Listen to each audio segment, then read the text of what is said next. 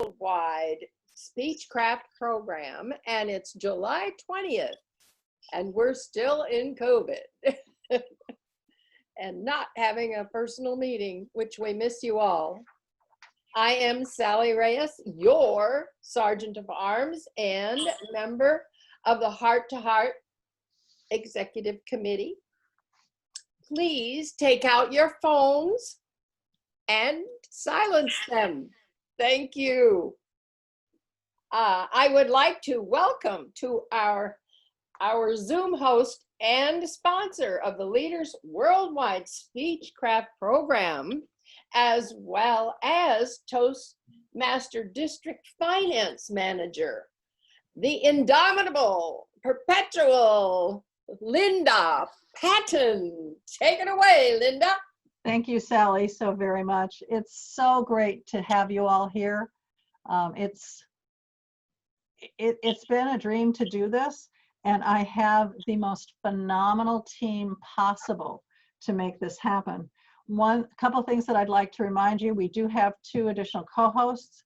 Elizabeth Bachman and Ishra will be keeping you muted so that we don't have, when our speakers are speaking, that they are truly spotlighted and we can hear them and see them and all of that good stuff. So this Speechcraft is really the diving board, the jumping off place for forming Oakland, Leaders Worldwide. I'll get it. And we are so thrilled with the people who have taken our challenge and have become VIP members so that they can speak here. For new speakers or speakers who are working on a particular pathways, this is the way to really jettison your speaking career. For those of us who are in level 3 and beyond, you get to speak every week. For those in level 1 and 2, you have education on the odd weeks, and you have the opportunity to speak on the even weeks. And we're so thrilled with the people who took that challenge for this week, and I think you're going to have some really fantastic speeches coming up. I also wanted to do just a real quick introduction to my 3 level coordinators, because without them we couldn't make this happen. The first one is Ishra. Can we spotlight her? Hello everyone. It's me, Ishrat Fatima. Hi. Fatima, yes. And she considers herself to be a passionate community servant with the ability to motivate and inspire individuals in identifying their potential to continue and share this passion to serve others. She started in 2019. Okay, so we have to see when in 2019? April. Okay, I'm younger than she is. I started in December. Over the time she's been in Toastmasters, she's observed and tried to practice different leadership roles, first by serving as a club officer and now in different roles in the area, division, district level.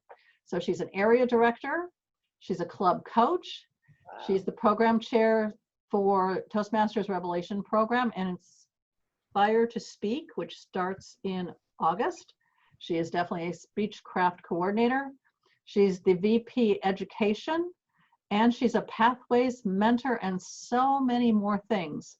I'd like you all to welcome her because she has the big job of handling our brand new beginning speakers. So give her a round of applause. Thank you. Thank you, everyone. Thank you. All right. Thank you, Ishrath. You are a phenomenal role model for these level 1 folks. Then we have Marissa Smithwick. Did I do it right? Yes. Smithwick or Smithick, whichever. Okay. Either works. And Melissa is our, Marissa is our level 2 coordinator. So she has the intermediate speakers and is doing an absolutely stellar job with them. She started in Toastmasters in 2015. She just got her Distinguished Toastmaster award. Yay! She is an area director last year, and she's changed districts for this year. She lives in Berkeley. And anything else you want to know about you, she coached confidence builders in Concord to President's Distinguished this year. Congratulations. And welcome, please welcome Marissa to the team. Happy to be here. Yay.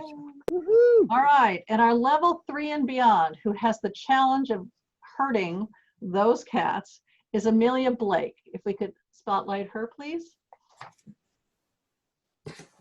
Amelia, can you say hi? Hi, everyone. There you are. There you are. Hey.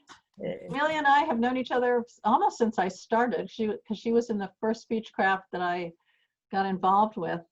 She began her journey into 2016 in New York. And in fact, she's invited several of the individuals that she knew in New York to join us for the various Speechcrafts. She was the VP membership for the Visiting Nurse Service in New York. She moved to Oakland 3 years ago, joined Oakland Uptown, and she will be a founding member of Leaders Worldwide Toastmasters. She's the incoming president for Oakland Uptown and has served in various speech contest committees. She's currently on the effective coaching path. She's passionate about mindfulness and the art of meditation. Her ultimate goal is for everyone to discover his or her unique gifts inherent within. Amelia, welcome. It's so good to have you here. Woohoo! And Happy so to be those here. Thank are you. my coordinators. And each week I'm going to be introducing more members of the team. We have a phenomenal group of timers coming from a youth leadership program.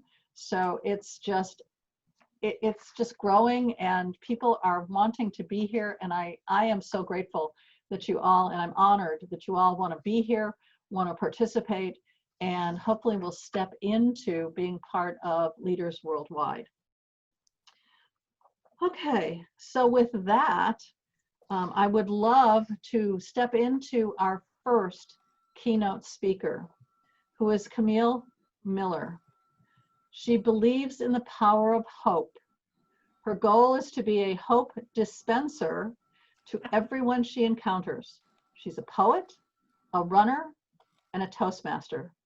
She's been a Toastmaster since January 2017. She's held the office of president and is currently the VP membership in her home club, Laugh Lovers. I love that club.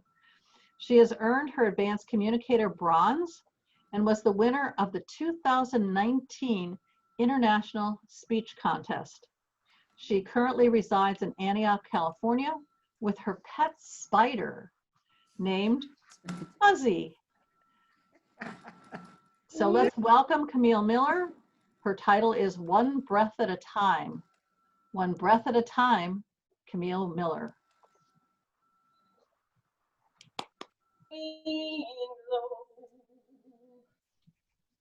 We carry on,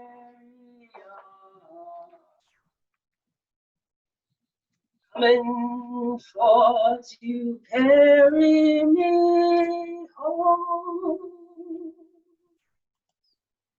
We know, sweet chariot,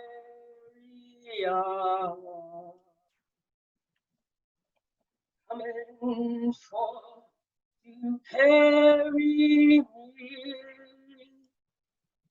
home. That was a Negro spiritual or plantation song written by then slave Wallace Willis. I too am a descendant from a slave. My great-great-great-grandfather was Josiah Henson. If you're familiar with history, then you know that Josiah Henson was the inspiration for Harriet Beecher Stowe's book, Uncle Tom's Cabin. He was former slave turned author, minister, abolitionist. If I turn to the side, I look a little bit like him without the beard. My great-great-great-grandfather escaped to Canada, but returned to the United States to push 200 more slaves through the womb of the Underground Railroad. In Canada, He established a laborer school for former slaves in an area called Dawn Township. It became one of the first stops in the Underground Railroad. My great-great-great-grandfather was the first Black man to appear on a Canadian stamp and the first ex-slave to gain audience with Queen Victoria. I'm so proud of him I can burst. Whenever anyone asks me of my ancestry, I stick out my chest a little further than my belly, and I tell them all about my family. My great-great-grandfather risked his life, indeed his very breath, for the freedom of the future generations. I am that generation. No man gets to the top of the mountain alone. For centuries, Blacks and whites have been working together toward a common goal. It was an unnamed white minister who encouraged Granddaddy to purchase his freedom. Unfortunately, he was swindled out of his money by his master. That was the impetus that pushed him to escape to Canada with wife and children. The Underground Railroad wasn't solely the brainchild of Negro slaves. There were many, many midwives along the way. Blacks and whites working together under the sole conviction that all people should be free.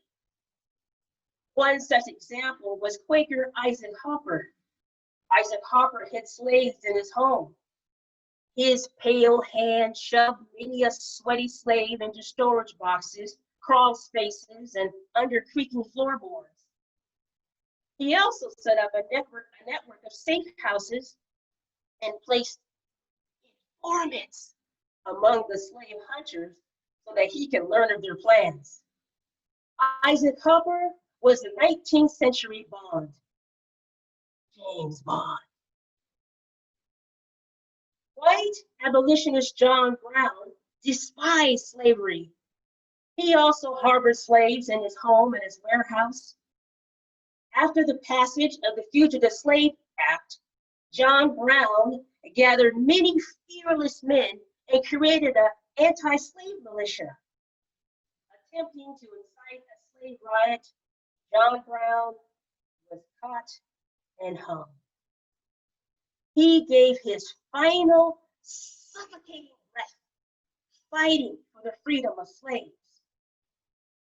After his death, a song was penned in his honor. One line from the song goes, "John Brown died that slaves may be free, but his soul keeps marching on." You may remember Thomas Garrett. He was friend to Harriet Tubman and provided her with food and clothing on her escape missions. Thomas Garrett was dragged into court for his anti-slave activities. Unafraid, he proclaimed before the whole courtroom that he would continue to fight for the freedom of slaves. He risked his life and his fortune to get slaves above the Mason-Dixon line. In his will, he wrote that his pallbearers would be African Americans. I cannot neglect to mention Levi Coffin. Humanitarian Levi Coffin was known as the president of the Underground Railroad. His house is an historic landmark in the state of Indiana, and it's open Tuesday to Saturday, 10 to 5, and children under 6 are free. Although it was illegal to help runaway slaves, Levi Coffin assisted over 3,000 slaves to freedom. He wrote, "The dictates of humanity came in opposition to the law of the land, and we ignored the law." Forrest Gump may argue that life is like a box of chocolates. My contention is life is like a playground merry-go-round.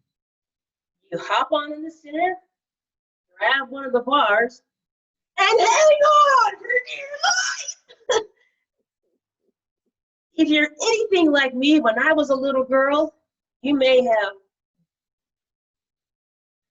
regurgitated on yourself or someone else, or you may have flown headlong into the dirt. Like a child, you stand up, dust yourself off, and run giggling back to the merry-go-round. Now, you can ride on the merry-go-round all by yourself. One lonely foot hangs off and presses into the ground to try to generate spinning. Riding the merry-go-round is so much more fun when we ride together. When each person takes their turn, we ride longer, go faster. That's why we don't say "I," but we say "wee" when we're really having a good time. The civil rights movement was also a team effort. People of all races marching together under the conviction that all people should be treated equally. Justice Earl Warren became famous arguing against segregation in the Brown versus the Board of Education case. Desegregation came at a bloody price. Today, Tyrone and Timmy can sit in the same classroom and receive the same education. Remember the beating of freedom rider James Swerve? He's still alive and living in Wisconsin. He, recently deceased Congressman John Lewis, and other Black and white students took a ride through the segregated South. Think about this. It was less than 60 years ago when it was forbidden for Blacks and whites to ride together in public transportation. James Swerve volunteered to be the first off the bus and was snatched away by an angry mom. He was beaten, black-eyed, busted teeth, broken vertebrae. He spent 2 of his 5 days in the hospital unconscious. There's a line from the ancient book that says, "No greater love has no man than this, that he laid down his life for his friends." James Swerve was quoted as saying that he never felt so alive as he did than when he was a freedom rider. Today, we are seeing more and more images that threaten to completely tear apart the fabric of society. That is not to say that there weren't pre-existing rips and tears. I love to run, but I haven't run in my neighborhood since May 25th, 2020. The racial tension in America is extremely high. The aftermath of these events has left me out of breath and birthed this poem called Asthma. When I was a child, I had asthma. Playing too far, running too fast, my lungs would tighten. I could not breathe. Wheezing and clutching and stretching my hands toward the air, shoving it into my mouth, I learned quickly that no one was going to breathe for me. Sometimes I'd fall down. I suppose they couldn't hear me gasping for air when they asked me if my skin was brown because I ate all the chocolate, or if I shaved my armpits and ate chicken and watermelon. I hate watermelon because the black seeds are spit out, discarded. I suppose they couldn't hear me panting for air when they egged and dented my car on the first night in the neighborhood. I didn't know. I wasn't invited to learn the proper words in the dictionary. But I know the B words and the N words and all the words that keep me from breathing. lately, I'm having a hard time trying to catch my breath, afraid to run, afraid of having an asthma attack, and no one will hear when I stop breathing.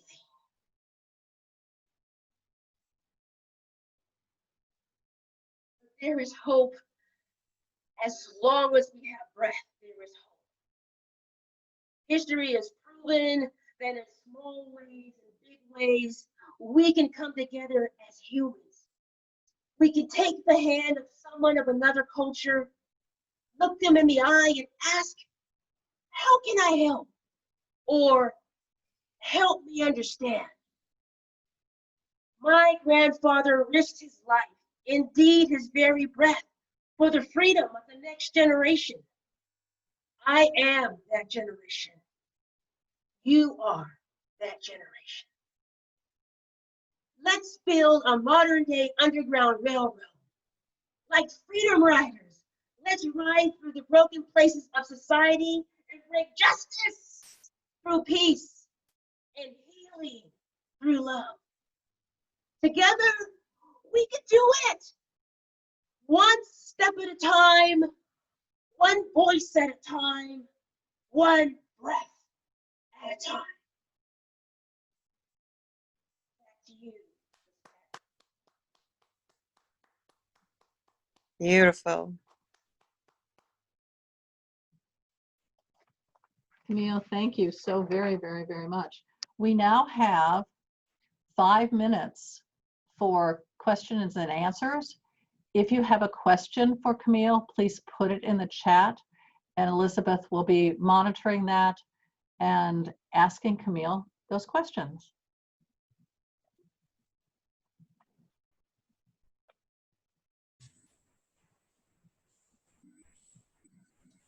Camille, you've got, Camille's speech was a masterclass in doing speeches right. She combined storytelling, personal anecdotes with historical ones.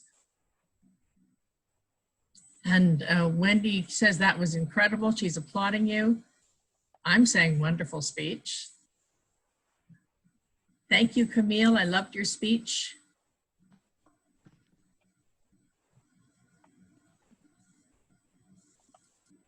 Does anyone have any actual questions? Camille is very authentic, we've got. Oh, here's a question. Maureen wants to know, says it's absolutely masterful. How long have you been speaking publicly? Maureen, I've been a Toastmaster for 3.5 years, but prior to that, I did poetry. So I've been doing poetry for probably 5 years before that. So I would say a total of 8 years, 5 poetry and 3.5 with Toastmasters.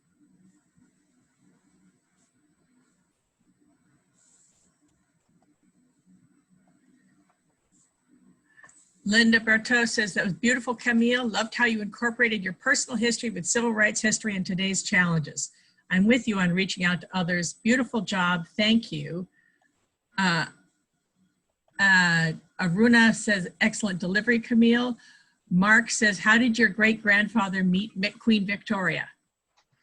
I believe that he was called into her. I'm not really sure of the exact details. So sorry about that. Mary Jo wants to know, how do you create your speeches?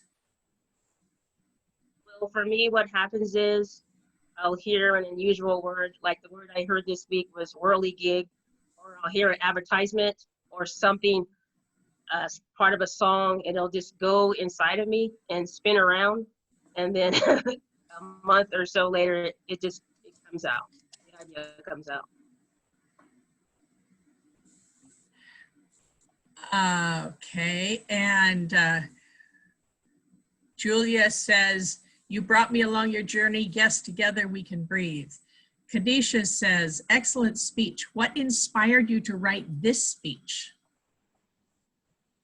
Well, I was asked to write a speech. Yeah. I was asked to write a speech around the poem. I wrote the poem first. And so then I thought, well, I can bring my history in, because I don't want people just to to feel the pain of one person, but I want people to understand that unless we work together, we won't move forward. So it's blacks and whites and people of all culture, we need to come together and we can shift what's happening in the cultures. Okay. We're having a hard time hearing you. There's a problem with your microphone. You've been fading in and out the whole time. So do you have? Let's do this. I'll go back to where I was. Oh, Sandra says, Camille, couldn't always hear you, but love your passion. Mona says, wow, Camille, beautiful. Yeah, Camille is single. Camille's single. No kids. I do clean, but that's a bad spot. But anyway. Okay, when are you going to see your speech on YouTube? More people need to be touched by your words and moving stories. So healing. Thank you. I'm not sure when you guys are going to put it up on YouTube. So that's Actually, it will go up on YouTube tomorrow morning. wow, that's pretty. Yes, the answer is tomorrow morning. morning. Yeah. Camille, you might want to do a separate video of this speech because it was really beautiful and we had the sound quality was not good. Very cool. Oh, so you couldn't hear the whole speech the whole time? No, you were coming in and out the whole time. Oh, that's a bummer. Yeah, it was a great speech too. It was a really great speech. So I would recommend doing it again when you know, just recording it yourself and then posting it on YouTube. And you can do that on Zoom. Yeah, exactly. Okay. Yeah. I think even a free account on Zoom works Yeah. that way. Yeah. Yeah, it's Well, awesome. you record it to your computer and then you just post it, upload it to YouTube. That would be great. And then tell us how to find it. Yeah. Okay. Okay. Yeah. That's Please, our Camille, time. when you've got it, send a link and I'll send it out to our Speechcraft audience so that they can hear the speech. Be Okay. awesome. Okay. Woohoo! Okay. So how are we doing on time, if I might ask? I can't see the time. Yeah, we're red. Okay, perfect. Thank you. Thank you, Camille, so very much for sharing your story. It was very heartwarming and brilliantly done. Thank you. Thank you again so very, very much. Okay, so our next speaker is, I can't say a longtime friend, but I worked with her in the first Speechcraft that I ever started. Thank you, Cynthia Stott, so very much. And was a demo speaker before I even knew what a demo speaker was. But I do have to say that Dr. Peticolas was a very gracious executive director. So let me tell you a little bit about her. She is an award-winning speaker, international best-selling author, and a life transformation coach. Since becoming a Toastmaster in January of 2017, she has served as president of Heart2Heart, club coach for Oakland Hills, and executive director of a groundbreaking 8-week Speechcraft that may serve as a prototype for launching new clubs. And we are definitely using her methodology to work with this particular Speechcraft as well. Recently, she earned her Distinguished Toastmaster Award, woohoo, and assumed the role of area director for D30 in Oakland. Just last Saturday, she co-led the president's training at District 57's July TLI online, and that's the Toastmasters Leadership Institute. With a PhD in sociology and psychology and 30 years experience, she started when she was 2. She empowers emerging leaders and change makers to overcome fears and limiting behaviors so that they can step more fully into their authentic power and make a difference in the world. Raised on the East Coast and earning her doctorate in the Midwest, Michelle now resides with her husband in El Cerrito, California. Let's welcome Michelle Peticolas, Becoming an Authentic Leader, Michelle Peticolas. That's Peticolas. Peticolas. Do you have a mission? Do you have a calling? Do you want to make a difference in this world? If your answer is yes, I'm here to tell you that you have to stop playing the game of pleasing and become an authentic leader. And today I'm going to share 3 superpowers that I had to learn in order to step into my leadership. Now, you've heard my background, pretty impressive. Distinguished Toastmaster, president twice, 2 years at my club, a coach. I want to be honest with you. 3.5 years ago, I knew nothing about leadership. When I joined Toastmasters, I thought leadership was for those big guys, you know, like Martin Luther King or Gandhi or JFK or Lincoln. And they all got killed. So I wasn't interested in being a leader. When I came to Toastmasters, they gave me 2 manuals. This was the old legacy system. One was competent communicator. I got that. That was why I joined Toastmasters, to become a better speaker. The other manual was competent leader. What's this? It was all about fulfilling the other roles, like grammarian and Toastmaster and timer. I figured it was just a ploy to get us to do the other jobs. So I concentrated on being a communicator. 6 months later, I became president of my club, Heart to Heart. Me, a leader. What was I thinking?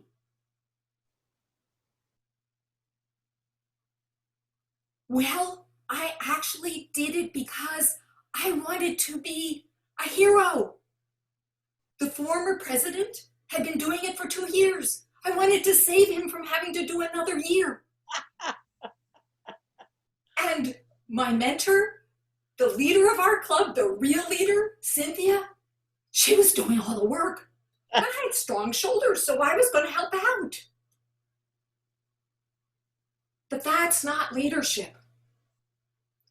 Former President Dwight D. Eisenhower said that leadership is the art of getting somebody else to do what you need done because they want to. Wow. And I needed to learn how to do that real quickly because there was nobody to delegate to. So there are a number of ways to get somebody to do what you want them to do. One of them is what you might call command or control or coercion, kind of what you see with dictators, bosses, teachers, moms. The problem is, well, they have the power over the resources and they have the ability to take them away if you don't behave.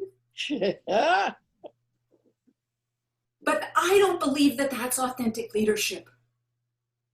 The problem is that once you can't control them in that way, they're not yours anymore. Now, another way that people try and get people to do what they want is through fear. Fear is a very powerful motivator.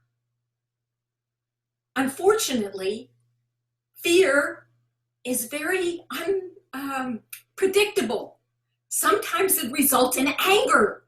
And what if that anger were directed at you? People are acting from their lower brainstem. It's not the smartest, the sharpest tack in the deck or the box.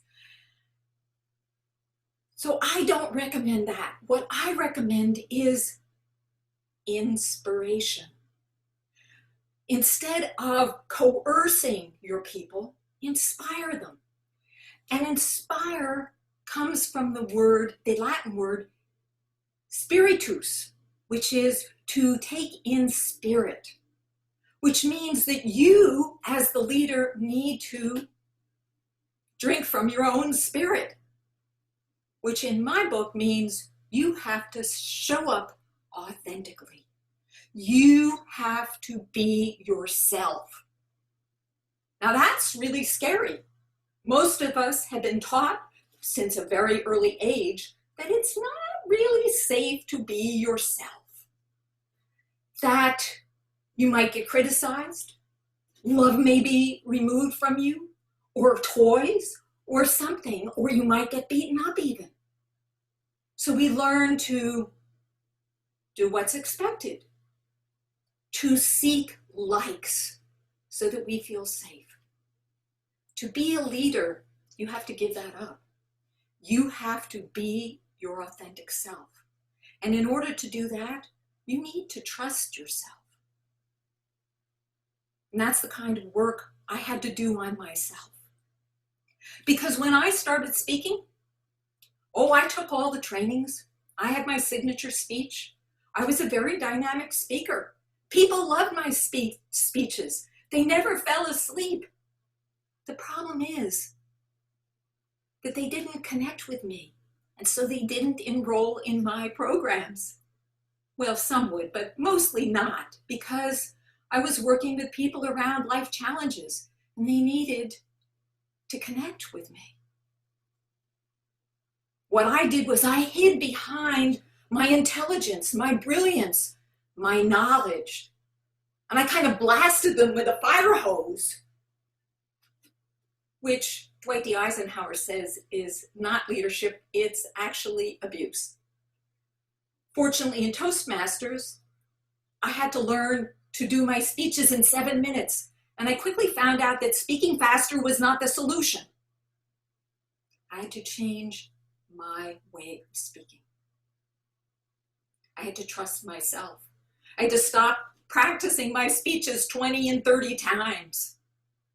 Which brings me to superpower number 2. So for superpower number 1 is inspiration. Superpower number 2 is you have to ask. So it's not enough to just inspire people. You actually have to get them to take action. And to do that, you have to ask them. And I'm not talking about that manipulative type of asking. You know, like, oh, I need your help. Please, I've been working so hard. That's not asking. You want to ask in a way that enrolls them, that excites them and ignites them and inspires them. And when I became president, that was actually easy. It was actually easier to sell Toastmasters than to sell myself, so I was really good at that. But then it came to inspiring my members to speak. One time, I was contacting all the area division directors, that's it, division, that level, to see if they needed target speakers. These were plum appointments.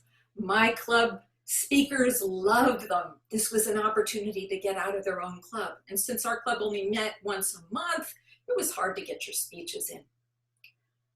So one day I get this request from Livermore. Livermore, I don't want to go to Livermore. It's so far away. So I looked at our roster and look, there was somebody living down there. I called her up and I said, hey, do you want to be a target speaker? And she said, what? Just get my icebreaker. I'm not ready to be a target speaker. And I said, I think you can. What are you interested in? What inspires you? And she started talking about the things that she really, really was excited about. And I asked her more questions. And then I said, there's your speech. And you know what? She did that speech. It was an area competition and she did that speech. And the best thing of all, she is now the VP of Education in Heart2Heart. That's what happens when you ask. You have to ask. But in order for them to take you up, they need to trust you. The first one, inspiration, you need to trust yourself. The second one, asking, they need to trust you. And in that case, you need to stand in your integrity. You need to show up as a model. You need to take those target speaking jobs too. Which brings me to finally superpower number 3. Superpower number 3 is let go. This is the hardest thing of all for a leader to do, to let go, because you want your people to succeed and you want to make sure that they do it right. But you have to let go. I'm reminded of that story of the little boy and the butterfly. You've heard that story? The little boy finds this cocoon and he sees this butterfly trying to get out of the cocoon. And it's battering its way and it's pushing its way out and it's forcing its way out. And he takes pity on it and he opens up the cocoon for it. And the butterfly emerges and can never fly. Because butterflies need to batter their wings against their barriers in order to have the strength in their wings to fly. So yes, you need to let go. It's one of the hardest things, to let your people make mistakes. I had an officer who made some mistakes. I was really annoyed and I wanted to really tell her off. But I realized that that wasn't the right way to go. So instead, I calmed down and I connected with her and I said, "What did you learn?" And you know what? She touched every one of the issues. I didn't have to tell her anything. That's what it is to be a leader. To inspire, to ask, and to let go. Now I have one more thing that I need to share with you about leadership. And that is that in order to be a leader, you need a mentor. Why? Because, as Albert Einstein said, you cannot solve a problem from the place in which it was created. You need a mentor to kick you out of the box. You need a mentor to inspire you to think beyond what you think is possible. You need a mentor to connect you with opportunities. So last year, when my mentor said to me, "Do you want to be the coordinator of an 8-week Speechcraft?" And this was just after I had finished 2 years of being president. I said, what? And she says, "You need it for your DTM, for your Distinguished Toastmaster." I didn't even know I wanted a Distinguished Toastmaster. But I was caught by her vision of helping our membership to get through their pathways. I was inspired by the vision of starting a new club.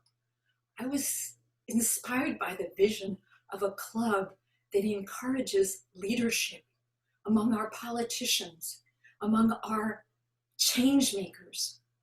And so I stepped up. And you know, I'm glad I did, because I learned things that I would never learn unless I stepped up. Another mentor of mine, my mom. I want to share the message she gave to me just before she died. She conveyed to me that you must live your passion or you die with regret. Now, up until that time in my life, I had been a people pleaser. I didn't even know what my passion was. I did not have any idea about life mission. But there she was dying. And I had to listen. And it changed my life. So I have a question for you. Are you living your passion? Are you living your mission? Are you living fully? If you died, if you were to die tomorrow, would you die with no regret? And if the answer is no, what are you going to do about it? I invite you to claim the superpowers, to learn how to inspire by connecting to your spirit, by connecting to who you really are, by trusting yourself. And ask. Yes, it's very scary to have somebody say no, especially when you put yourself all out. But that's the only way in which you're going to get people to enroll, is by stepping out of your comfort zone. And they need to trust you, which means that you have to stand in your power. Not only, yes, to inspire them, but also to enroll them. And finally, you need to let them go. And I believe this is the hardest one of all. I have run out of speech. I thought I would see the sign, but how much time do I have? I can't believe it. I ran through. See all that training in 7 minutes speaking? Anyway, you have a lot more time to ask me questions. I will say one more thing. Thank you. One more thing.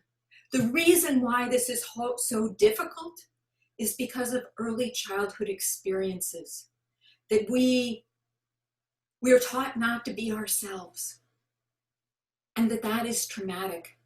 And we develop over a period of time habits and patterns that are difficult to break, that are even hard to see. And that's why you need a mentor. Thank you, Toastmasters and guests. Woohoo! Thank you. Wonderful. So, Elizabeth, Yes, I know. what questions does Dr. Michelle have from our audience? Okay, so Dr. Michelle Roslana says, fabulous speech, just what I needed today to inspire, to ask, to let go, 3 attributes of leadership. Nadine says, engaging introduction that entices the audience, different levels of tone, gestures, great use of making connection. You shared your claim about the topic, very knowledgeable about the topic, great self-reflection, excellent work of art. Patricia says, beautifully delivered. Swama says, wow, so beautiful. Patricia Mensa says, truly inspiring. And do we have Kadisha, excellent job. Loved your vocal variety and message. Sandra Edwards says, wonderful. Leadership is less of a mystery now. Annabelle says, what an inspiring speech. I was that new speaker that Michelle was talking about. She did have my trust. She inspired me to believe that I could do it, a true leader.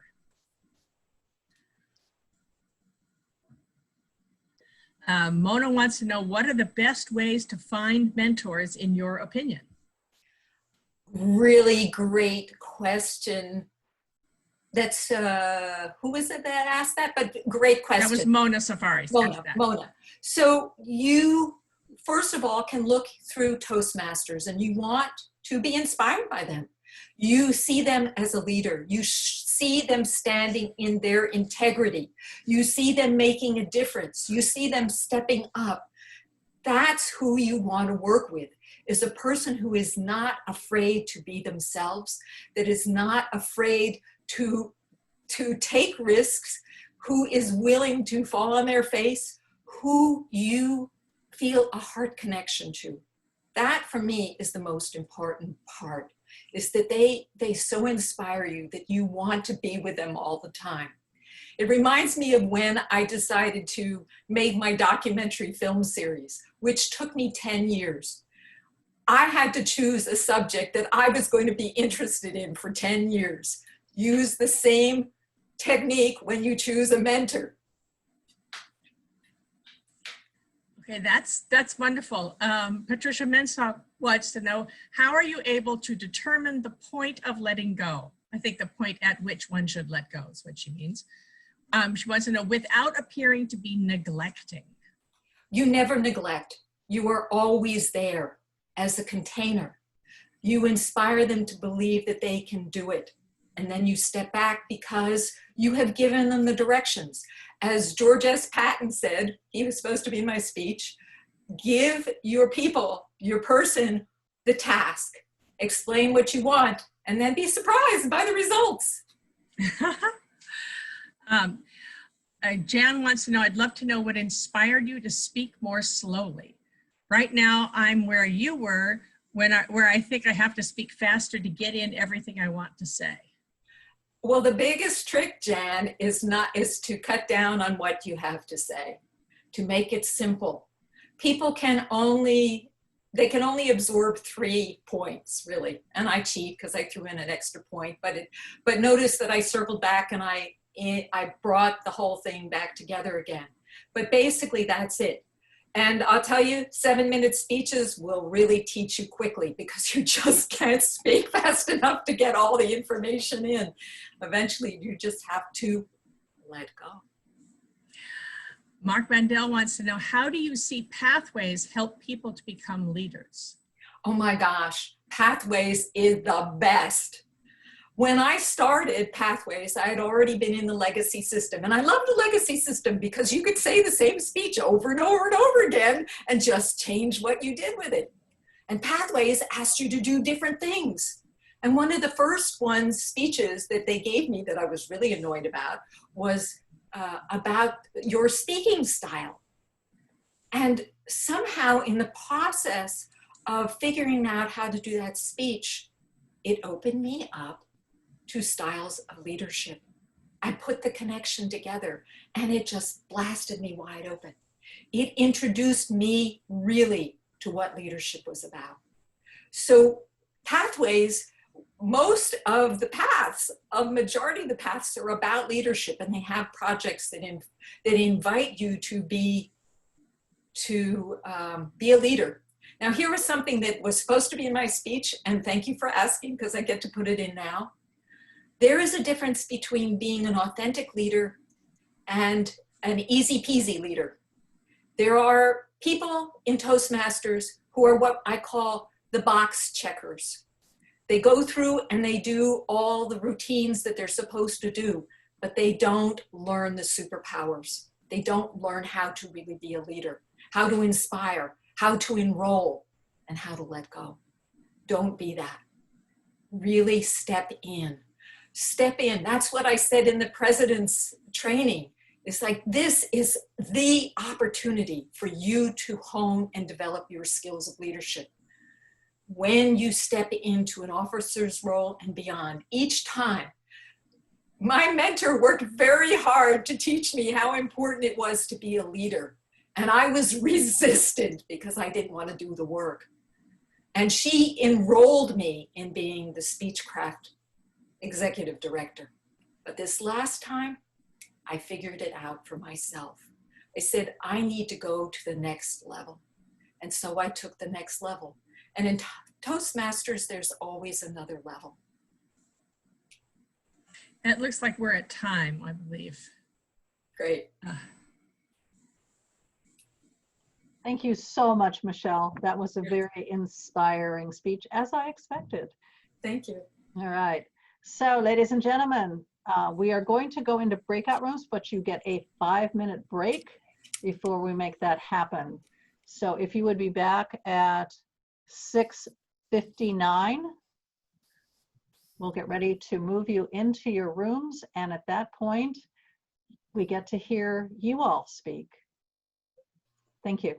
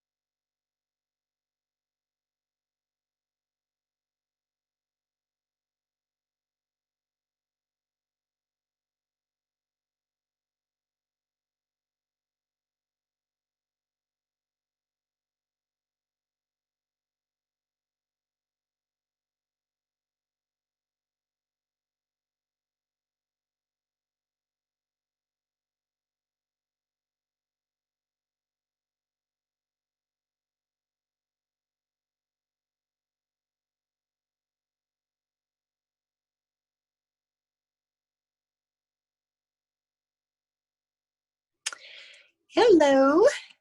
Just want to make sure everybody's hearing. Yes, Okay, great. We had somebody questioning where everybody went. Great. So exciting. I know, Lynn, you're going to be speaking tonight, and that's going to be awesome. Thank you. Oh, I put a note in the chat box about using a voice memo. It's a really good way to record a speech very unobtrusively. Oh. So I put, I just have, we probably all have apps on our phone for a voice memo. Yeah. It's the harsh truth. What's the app called? Well, mine's called Voice Memos. It's on my cell phone. Looks like that. But you might even just, well, I don't know. I think it comes standard on an iPhone. Yeah, Okay. yeah, I have a voice memo as well. It's standard So on you can any of them. record yourself. Yes. Right. Yeah. So it is now 7 o'clock. Are you all ready to move into your breakout rooms? I have Yeah. them all assigned. Yeah. Now, please remember, when I open the rooms, it will ask you to join a meeting room. Please click on the join so that you actually move into the breakout room. All right? Are we ready? Go. Yes, Go. we're ready. Thank you. Yes.